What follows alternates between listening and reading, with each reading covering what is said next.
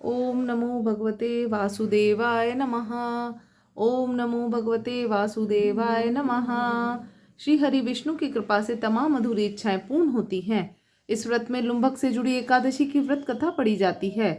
पौष मास के कृष्ण पक्ष की एकादशी 15 दिसंबर को है, अर्थात आज है। एकादशी पर विधि विधान से भगवान विष्णु की पूजा अर्चना की जाती है। आइए जानते हैं एकादशी व्रत कथा। युधिष्ठिर ने पूछा, पौष मास के कृष्ण पक्ष में जो एकादशी होती है उसका नाम क्या है, उसकी क्या विधि है, उसमें किस देवता की पूजा की जाती है। भगवान श्री कृष्ण ने कहा कि पौष मास के कृष्ण पक्ष में सफला नाम की एकादशी होती है। उस दिन विधि विधान से भगवान नारायण की पूजा करनी चाहिए। सफला एकादशी को विशेष रूप से दीपदान करने का विधान है। रात को वैष्णव पुरुषों के साथ जागरण करना चाहिए। जागरण करने वालों को एकादशी का पूर्ण फल मिलता है। सफला एकादशी में चंपावती नाम के राज्य में राजा महिष्मत रहता था। महर्षि महिष्मत के 5 पुत्र थे। उसके सभी बेटे अच्छे थे, लेकिन सबसे बड़ा पापी था। राजा के पैसों को वह पाप कर्म में खर्च करता था, दूसरों को धोखा देता था, सदा दुराचार और ब्राह्मणों को सताता और निंदा करता था। वैष्णव और देवताओं को भी हमेशा निंदा करता था। अपने बेटे का पाप देख राजा महिष्मत ने उसका नाम लुम्बक रख दिया। फिर पिता और भाइयों ने उससे पीछा छुड़ाने के लिए उसे राज्य से निकाल दिया। लुम्बक उस नगर से निकलकर वन में चला गया। वहीं रहकर उस पापी ने लूटपाट शुरू कर दी। वह चोरी करके एक दिन जा रहा था तो राजा के सिपाहियों ने उसे पकड़ लिया। उसने अपने को राजा महिष्मत का पुत्र बताया तो सिपाहियों ने उसे छोड़ दिया, लेकिन उसे राज्य में नहीं आने दिया। वह पापी वन में रहने लगा और मांस और वृक्षों के फल खाकर जी रहा था। एक दिन वो पुराना पीपल के पेड़ के पास आराम कर रहा था। उस वन में वह वृक्ष एक महान देवता माना जाता था। एक दिन किसी पुण्य के प्रभाव से उसके द्वारा एकादशी व्रत का पालन हो गया। पौष पाश में कृष्ण पक्ष की दशमी के दिन लुम्बक ने वृक्षों के फल खाए और रात भर सर्दी का कष्ट भोगा। उस समय ना तो नींद आई, ना ही आराम मिला। सूर्योदय होने पर उस पापी को होश नहीं हुआ। सफला एकादशी के दिन भी लुम्बक बेहोश पड़ा रहा। वह भूख से दुर्बल हो रहा था। तभी उसने वृक्ष की जड़ में से बहुत से फल निवेदन किया, तो उन फलों से लक्ष्मीपति भगवान विष्णु संतुष्ट हो गए और अनायास ही उसका व्रत का पालन हो गया। उस समय सहसा आकाशवाणी हुई कि एकादशी के प्रसाद से राज्य और पुत्र प्राप्त करोगे।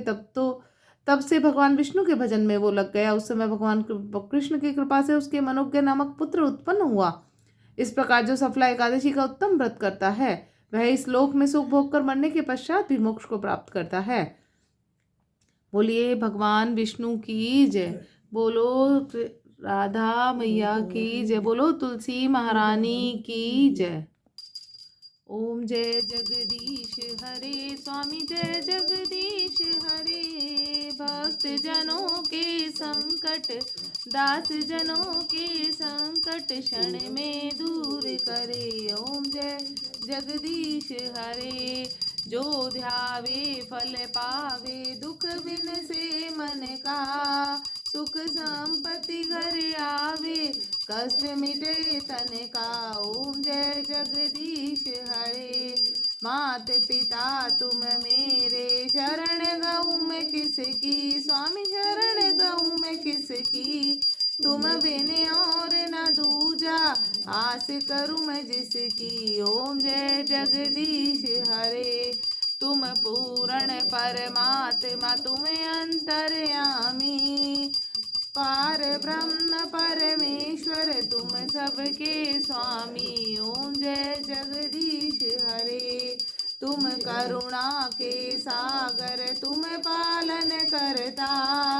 मैं मूरख कल कामी कृपा करो भरता। ओम जय जगदीश हरे। दीन बंधु दुख हरता ठाकुर तुम मेरे। करुणा हस्त बढ़ाओ द्वार पड़ा मैं तेरे। ओम जय जगदीश हरे। विषय विकार मिटाओ पाप हरो देवा। श्रद्धा भक्ति बढ़ाओ संतन की सेवा। ओम जय जगदीश हरे। तन मन धन अर्पण सब कुछ है तेरा। तेरा तुझको अर्पण क्या लागे मोरा। ओम जय जगदीश हरे। श्री जगदीश स्वामी जी की आरती जो कोई नर गावे। कहते शिवानंद स्वामी कहते हरि हर स्वामी मनवांचित फल पावे। ओम जय जगदीश हरे।